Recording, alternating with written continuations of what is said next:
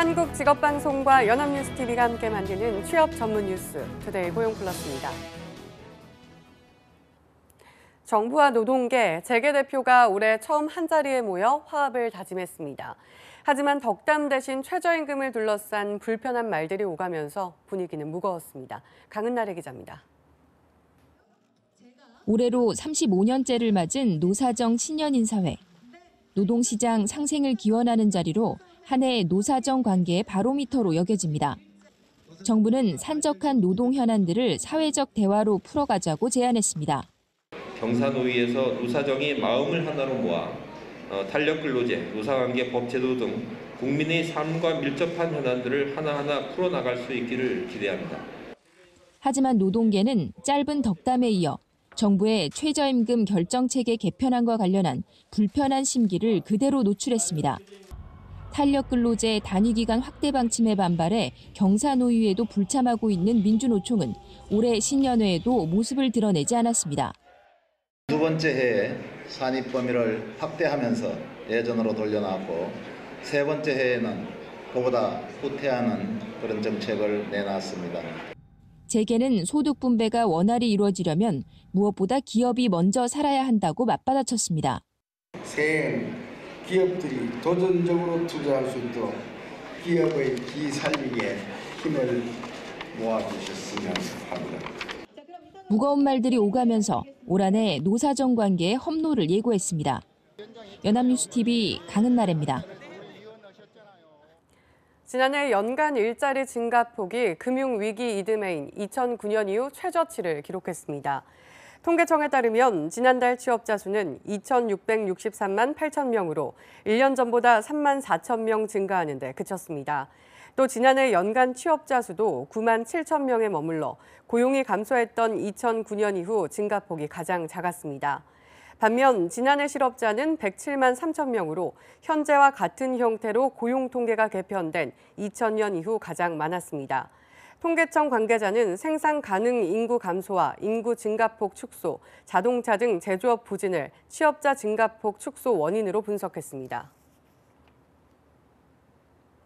우리나라 청년층의 미혼율이 미혼 급증을 이미 겪었던 일본을 이미 앞지른 것으로 나타났습니다.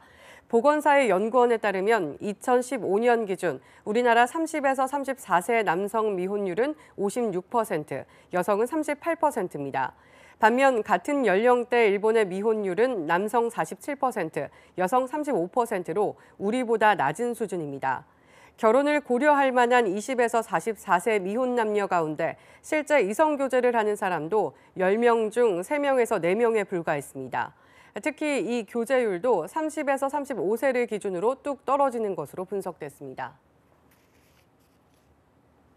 국민은행 파업이었던 8일, 일각에서는 우려했던 영업점에 큰 혼란은 없었습니다. 하지만 파업에 참가한 인원이 많아 대출 등 일부 업무는 차질을 빚으면서 고객들이 불편을 겪었습니다. 소재영 기자입니다. 드문드문 비어있는 창구가 있지만 1,058개에 이르는 국민은행의 영업점은 파업 당일에도 모두 문을 열었습니다. 현금 자동 입출 금기 ATM은 물론 인터넷과 모바일 뱅킹을 통한 비대면 거래도 평소처럼 이루어졌습니다. 파업 보도의 영향으로 영업점을 직접 방문하는 고객도 줄어 당초 일각에서 우려됐던 큰 혼란은 없었습니다. 하지만 사측 추산 5,700명에 달하는 인원이 파업에 동참하면서 일부 업무에서 불편을 호소하는 고객도 있었습니다.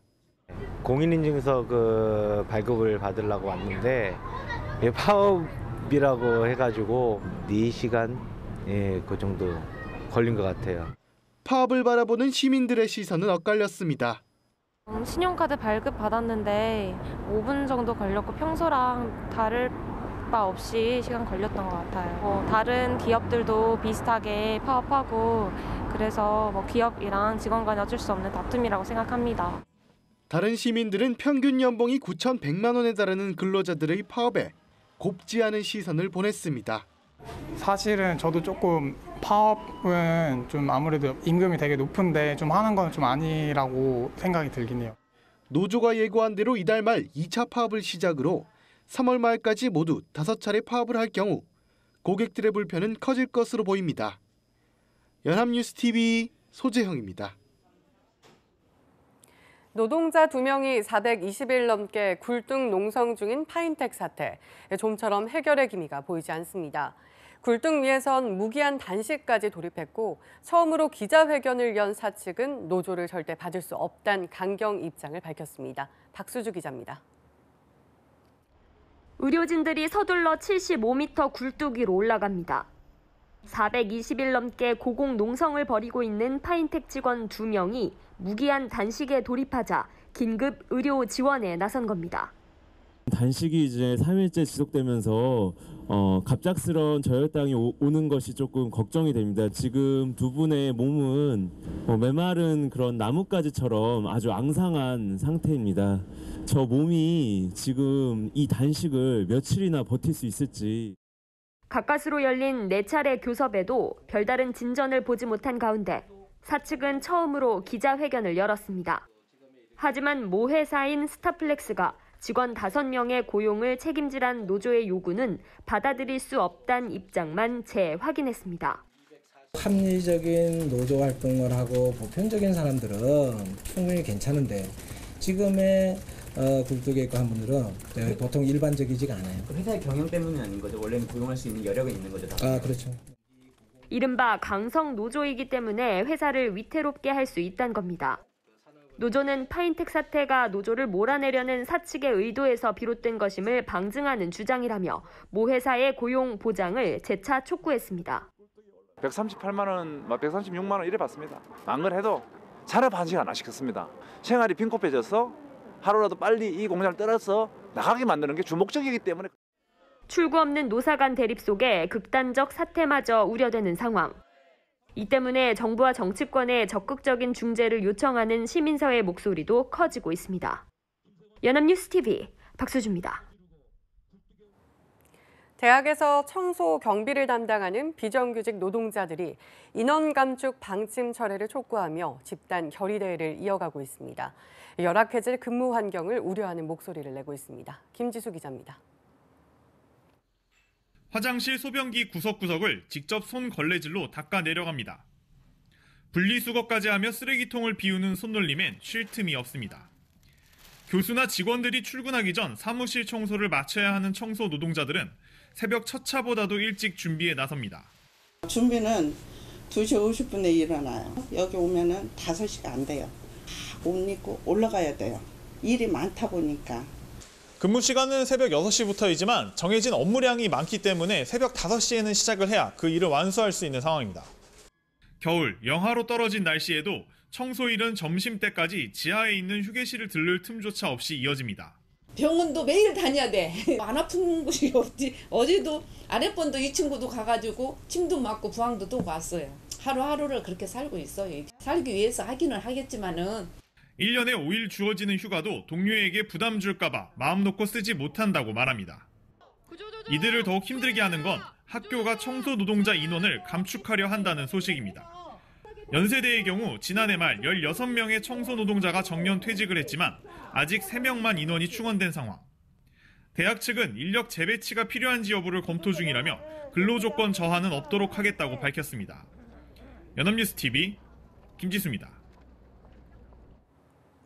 창업 벤처기업의 크라우드 펀딩을 통한 연간 모집 한도가 7억 원에서 15억 원으로 확대됩니다. 금융위원회는 8일 이런 내용을 담은 자본시장법 시행령 개정안이 국무회의를 통과했다고 밝혔습니다. 또 금융, 보험업과 부동산업, 사행성 업종 이외의 모든 업종에 크라우드 펀딩을 통한 자금 모집을 허용하되 투자 위험을 확실히 알고 투자할 수 있도록 투자 적합성 테스트를 통과한 투자자만 청약을 할 수 있도록 했습니다.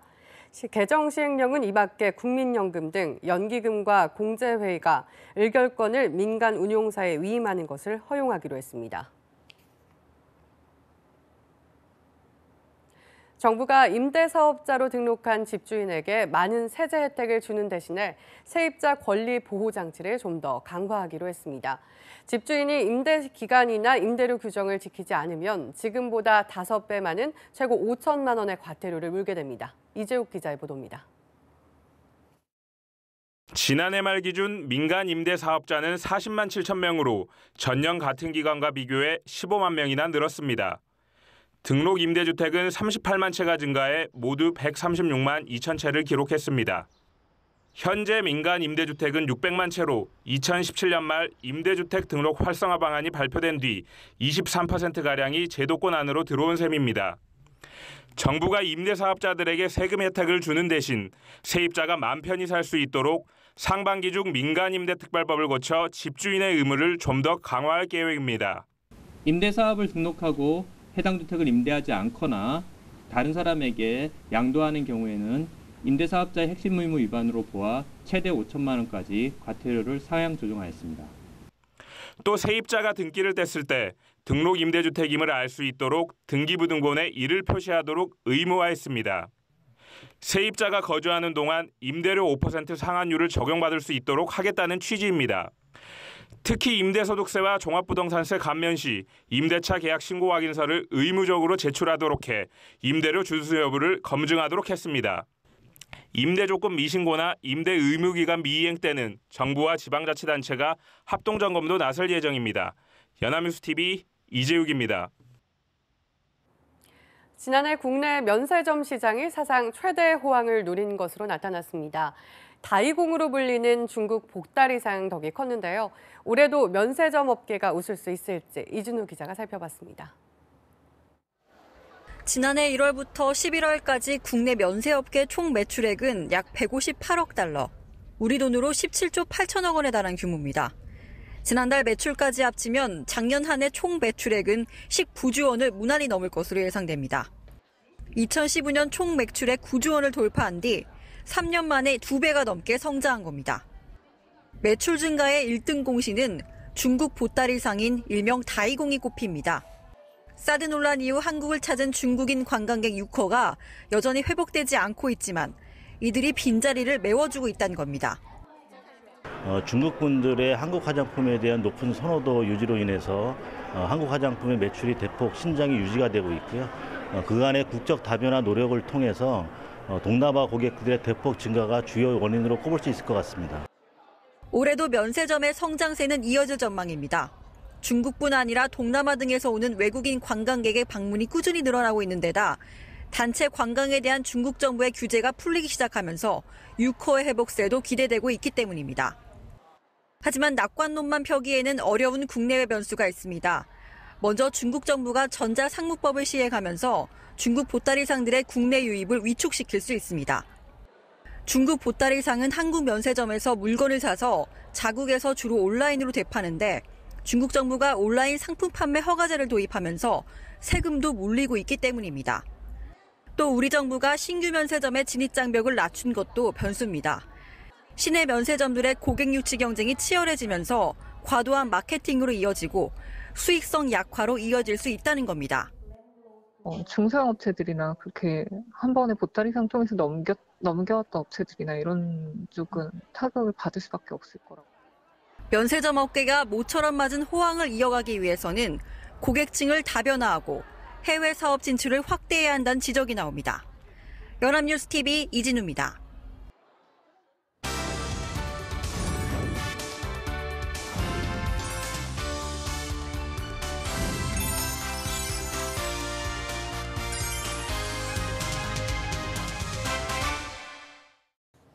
대한민국 50만 구직자의 일자리 현황을 데이터로 풀어봅니다. 투데이 데이터 뉴스 시간 안치홍 아나운서 안녕하세요. 안녕하세요.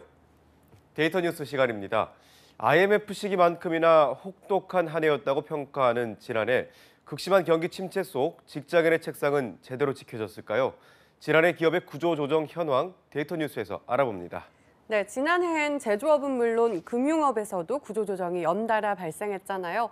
그렇다면 사회 전반적으로 봤을 때는 구조조정이 얼마나 이뤄졌던 건가요? 네, 얼마 전 취업 포털 인크루트가 인사 담당자 64명이 포함된 직장인 회원 641명을 대상으로 한 지난해와 올해 구조조정에 관한 설문조사를 펼쳤는데요. 조사 결과 2018년에 재직 중인 기업에선 구조조정이 있었습니까? 라는 질문에 대해 전체 응답자 중 24.7%는 있었다라고 응답했다고 합니다. 반면 없었다는 62.5%, 모르겠다는 12.8%로 조사돼 직장인 4명 중 1명은 재직 중인 기업에서 구조조정이 있었던 것으로 나타났습니다. 네, 4곳 중 1곳이면 비교적 많은 비율의 기업이 구조조정을 실시했다는 거네요. 주로 어떤 기업에서 구조조정이 이뤄졌던 건가요? 네, 일단 업종보다는 규모에 주목할 필요가 있습니다. 구조조정을 시행한 비율은 대기업이 31%로 가장 많았는데요. 중견기업은 30.3%의 비율, 또 중소기업은 22%의 순이었습니다. 또한 비상장사는 구조조정의 비율이 22.5%였던 반면 상장사는 32%로 상장사가 비상장사보다 9.5%포인트 더 높은 비율로 구조조정을 실시한 것으로 조사됐습니다. 네, 상대적으로 튼실하다고 여겨지는 대기업과 상장사에서 더 많은 비율을 차지했다는 것이 의외인데요. 그렇다면 이렇게 구조조정을 하는 이유는 무엇 때문이었나요? 네, 복수응답으로 뽑은 이유의 1위는 20.9%의 응답률을 보인 인력 감축, 감원 등을 통한 조직 재정비 차원이 가장 많았는데요. 2위에는 13.2%가 응답한 경영진의 재량으로 알 수 없음이 올랐습니다. 목표 실적 미달성에 대한 책임 부과는 11.5%가 뽑아 3위에 올랐고요. 4위에 뽑힌 매각 등 조직 규모가 작아진 탓에 경영 효율화 차원에서는 7.7%가 응답했습니다. 이 밖에도 신규 채용 진행을 명목으로 한 실제적인 감원과 근태, 기강회의 등의 이유로 퇴사 종용에는 각각 6.4%와 6%가 응답해서 5, 6위에 올랐습니다. 상시적인 희망퇴직 신청을 받아서 진행이나 합병 등 조직 규모가 커진 탓에 경영 효율화 차원에서와 같은 요인들도 뒤를 이었습니다. 네, 조직 재정비 차원이나 경영진의 재량과 같이 지나치게 고용주의 입장에 선 사유가 구조조정 원인의 1, 2위로 올랐다는 것이 너무나도 뼈아픕니다. 이뿐만 아니라 구조조정의 이유가 주로 내부적인 원인에 있다는 사실이 참 놀라운데요. 네, 그렇습니다. 하지만 19.1%는 업황, 경기 침체로 인한 경영난 심화와 같은 외부 요인 때문에도 구조조정이 진행됐다고 응답했는데요. 7.7%의 비율로 최저임금 인상에서 이유를 찾은 응답자도 있어서 구조조정의 사유는 다양한 것으로 조사됐습니다. 네, 그렇군요. 그렇게도 이유가 다양했던 지난해의 구조조정, 주로 언제 이뤄졌던 건가요? 네, 가장 많은 대답은 상시, 그러니까 특별히 정해진 시기 없이 수시로 이뤄졌다는 것에 34.3%가 손을 들었는데요. 2위는 32%가 뽑은 구조조정 사유 발생 시가 뒤를 이었습니다. 분기별로 따지면 상반기보다는 하반기에 구조조정이 더 많았던 것으로 조사됐는데요.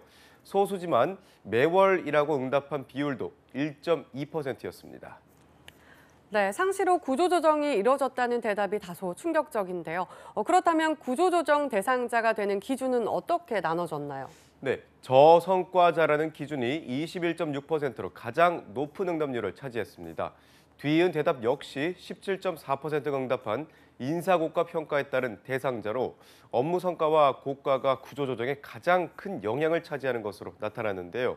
3위는 15.5%가 뽑은 정년에 가까운 재직자였고 4위는 14.6%의 비율을 보인 희망퇴직 의사가 있다면 누구나, 또 5위는 13.1%가 응답한 고액 연봉자, 6위는 12.2%가 응답한 사업부문 매각 또는 합병 등으로 인한 기존 업무 담당자로 뽑혀서 업무 성과 외에도 나이와 연봉, 업무가 구조조정에 주요한 영향을 미치는 것으로 조사됐습니다. 네, 정년에 가까운 재직자나 매각이나 합병 후 기존 업무 담당자가 구조조정의 주요 대상자라는 사실이 참 안타깝습니다. 둘 다 불가항력적인 이유로 인해 구조조정의 칼끝에서 벗어나지 못했던 거잖아요. 그렇습니다. 뿐만 아니라 구조조정 대상자가 예년 대비 더 많았다고 선택한 응답자가 절반에 가까운 49%에 달해서 지난해 유독 구조조정이 많았던 한 해였던 것으로 분석됩니다. 더 안타까운 건 2019년에도 구조조정이 계획되어 있습니까? 라는 대답에 18.1%가 있다고 대답했다는 건데요. 올해가 끝날 때까지 직장인들은 구조조정이라는 위태로운 살얼음판의 위에서 서 있을 것으로 예상됩니다. 네, 이제 겨우 1월인데 너무 가혹하다는 생각이 듭니다. 경기 여파는 물론 기업 내부의 사정이 직장인들을 구조조정의 심판대 위에 서게 만드는 것 같습니다. 조직 혁신도 좋지만 성실하고 유능한 인재마저 실업자로 만드는 일은 결코 일어나서는 안 될 것입니다. 지금까지 데이터 뉴스 시간 안치홍 아나운서였습니다. 고맙습니다. 고맙습니다. 지금까지 투데이 고용플러스였습니다. 오늘 저희가 준비한 내용은 여기까지입니다. 함께해 주신 여러분 고맙습니다.